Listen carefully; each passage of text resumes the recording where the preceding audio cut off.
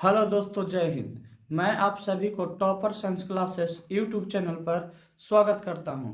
प्यारे दोस्तों, सभी को रक्षाबंधन का हार्दिक शुभकामनाएं। आज के वीडियो में देखने वाले हैं रक्षाबंधन पर कुछ एमसीक्यू प्रश्न जो कि व्याख्या के साथ है। तो चलिए देखते हैं। पहला प्रश्न कहता है कि रक्षाबंधन शब्द का क्या अर्थ है। रक्षाबंधन शब्द का क्या अर्थ है? तो इसका सही जवाब होगा बी, यानी कि रक्षा का बंधन। B is the correct answer. अब बढ़ते हैं अगले प्रश्न की ओर। अगला प्रश्न से पहले देखते हैं इसका व्याख्या कहता है कि रक्षाबंधन का अर्थ रक्षा का बंधन है जो भाई के अपनी बहन की रक्षा करने के कर्तव्य का प्रतीक है। अब देखते हैं प्रश्न नंबर अगला कहता है कि हिंदू कैलेंडर के किस महीने में रक्षाबंधन मनाया जाता है। हिंदू कैलेंडर के किस महीने में रक्षाबंधन मनाया जाता है? तो इसका सही जवाब होगा श्रावण, यानी कि सी इज द करेक्ट आंसर। अब इसका व्याख्या देखते हैं। व्याख्या कहता है कि रक्षाबंधन हिंदू महीने श्रावण में मनाया जाता है जो आमतौर पर अगस्त में पड़ता है। तो अब बढ़ते हैं अगले प्रश्न की ओर। अगला प्रश्न कहता है रक्षाबंधन के दौरान बहनों द्वारा अपने भाइयों की कलाई पर बांधे जाने वाले धागे का क्या नाम है? तो उस धागे का नाम है राखी, यानी कि ए इज द करेक्ट आंसर। अब देखते हैं इसका व्याख्या कहता है कि बहनों द्वारा अपने भाइयों की कलाई पर बांधे जाने वाले धागे की राखी कहते हैं। तो यही है राखी। अब बढ़ते हैं अगले प्रश्न की ओर। अगला प्रश्न कहता है कि किस प्रसिद्ध भारतीय रानी ने मुगल सम्राट हुमायूं को रक्षा के लिए राखी भेजी थी? तो इसका सही जवाब होगा रानी कर्णावती, यानी कि D is the correct answer. अब बढ़ते हैं व्याख्या के साथ। व्याख्या में कहता है कि मेवाड़ की रानी कर्णावती ने मुगल सम्राट हुमायूं को बहादुर शाह से रक्षा के लिए राखी भेजी थी। तो अब देखते हैं अगला प्रश्न कहता है कि रक्षाबंधन की उत्पत्ति किस हिंदू देवता से जुड़ी है?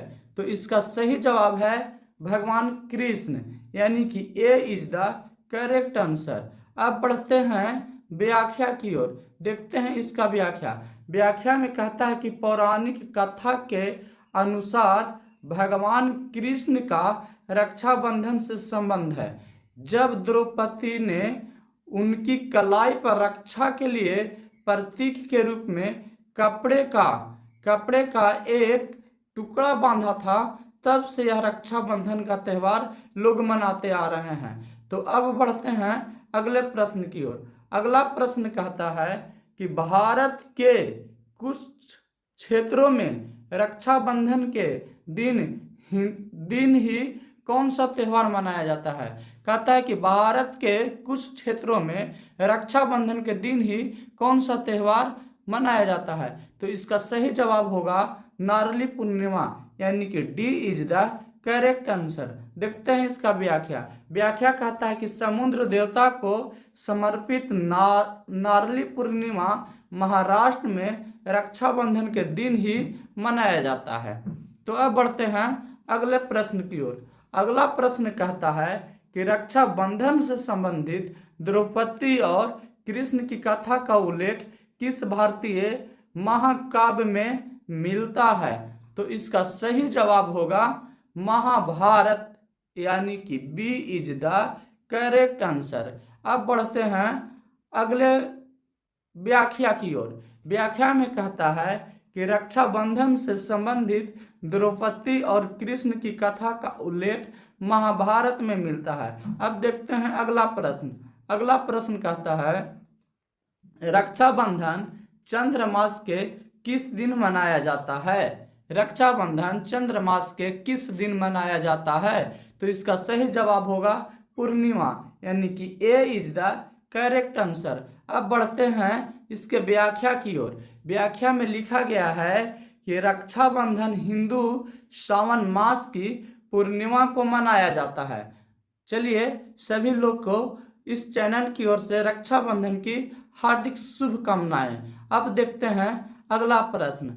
अगला प्रश्न कहता है कि भारत के किस राज्य में रक्षाबंधन को कजरी पूर्णिमा के नाम से भी जाना जाता है? भारत के किस राज्य में रक्षाबंधन को कजरी पूर्णिमा के नाम से भी जाना जाता है? तो इसका सही जवाब होगा मध्य प्रदेश, यानी कि सी इज द करेक्ट आंसर। अब देखते हैं इसका व्याख्या। व्याख्या कहता है कि मध्य प्रदेश में रक्षाबंधन को कजरी पूर्णिमा के नाम से भी जाना जाता है। तो अब देखते हैं अगला प्रश्न। चलिए अगला प्रश्न कहता है कि रक्षाबंधन का मुख्य महत्व क्या है? रक्षाबंधन का मुख्य महत्व क्या है? तो इसका सही जवाब होगा भाई बहनों के बीच का जश्न। भाई बहनों के बीच का जश्न, यानी कि सी इज द करेक्ट आंसर। अब देखते हैं इसका व्याख्या। व्याख्या में कहता है कि रक्षाबंधन मुख्य रूप से भाई बहनों का, खासकर भाई बहनों के बीच के बंधन का जश्न है। तो अब देखते हैं अगला प्रश्न। नेक्स्ट प्रश्न कहता है कि किस प्रसिद्ध भारतीय स्वतंत्रता सेनानी ने एकता के लिए रक्षाबंधन के महत्व पर जोर दिया था? किस प्रसिद्ध भारतीय स्वतंत्रता सेनानी ने एकता के लिए रक्षाबंधन के महत्व पर जोर दिया था? तो इसका सही जवाब होगा महात्मा गांधी जी ने, यानी कि ए इज द करेक्ट आंसर। ये हैं हमारे बापू महात्मा गांधी जी। अब देखते हैं अगला प्रश्न। अगला प्रश्न कहता है, लेकिन उससे पहले व्याख्या पढ़ लेते हैं। व्याख्या कहता है कि महात्मा गांधी ने विभिन्न समुदायों के बीच एकता के लिए रक्षाबंधन के महत्व पर जोर दिया था, यानी कि रक्षाबंधन एक एकता का प्रतीक है। तो अब देखते हैं अगला प्रश्न। अगला प्रश्न कहता है कि रक्षाबंधन के दौरान आमतौर पर बनाई जाने वाली पारंपरिक मिठाइयाँ कौन सी है? रक्षाबंधन के दौरान आमतौर पर बनाई जाने वाली पारंपरिक मिठाइयाँ कौन सी है? तो इसका सही जवाब होगा लड्डू, यानी कि सी इज द करेक्ट आंसर। अब बढ़ते हैं अगले प्रश्न की ओर। अगला प्रश्न कहता है, लेकिन उससे पहले इसका व्याख्या है कि लड्डू एक पारंपरिक मिठाई है जो रक्षाबंधन के दौरान बनाई और आपस में बांटी और खिलाई जाती है। तो अब देखते हैं अगला प्रश्न। अगला प्रश्न कहता है कि रक्षाबंधन से संबंधित कौन सा सिख त्योहार है जो रक्षा के बंधन का प्रतीक है? तो रक्षाबंधन से संबंधित सिख का त्योहार है, इसका सही जवाब है राखी पूर्णिमा। राखी पूर्णिमा, यानी कि सी इज द करेक्ट आंसर। यह सिखों का त्योहार है। अब बढ़ते हैं अगले प्रश्न की ओर, लेकिन उससे पहले व्याख्या। राखी पूर्णिमा एक सिख त्योहार है जो रक्षाबंधन से संबंधित है, जो रक्षा के बंधन का प्रतीक है। अब देखते हैं नेक्स्ट प्रश्न। नेक्स्ट प्रश्न कहता है कि प्राचीन काल में राखी बनाने के लिए पारंपरिक रूप से किस पेड़ की छाल का उपयोग किया जाता था? पारंपरिक रूप से किस पेड़ के छाल का उपयोग किया जाता था?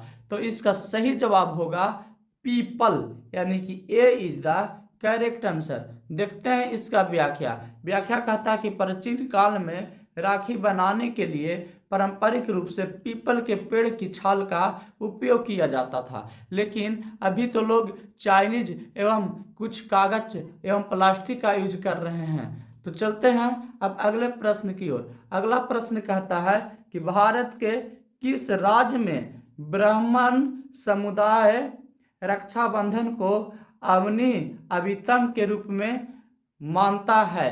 तो इसका सही जवाब होगा तमिलनाडु, यानी कि ए इज द करेक्ट आंसर। अब बढ़ते हैं अगले प्रश्न की ओर। अगला प्रश्न से पहले देखते हैं इसका व्याख्या। व्याख्या में कहता है कि तमिलनाडु में ब्राह्मण समुदाय रक्षाबंधन को अवनी अभितम के रूप में मानता है। तो अब बढ़ते हैं नेक्स्ट प्रश्न की ओर। नेक्स्ट प्रश्न कहता है कि बहनें अपने भाइयों की कलाई पर राखी बांधने के बाद कौन सी रस्म निभाती है। बहनें अपने भाइयों की कलाई पर राखी बांधने के बाद कौन सी रस्म निभाती है। तो इसका सही जवाब होगा उपयुक्त सभी, यानी कि तिलक लगाना, दीप जलाना, मिठाई खिलाना, यही सभी रस्म बहनें निभाती है।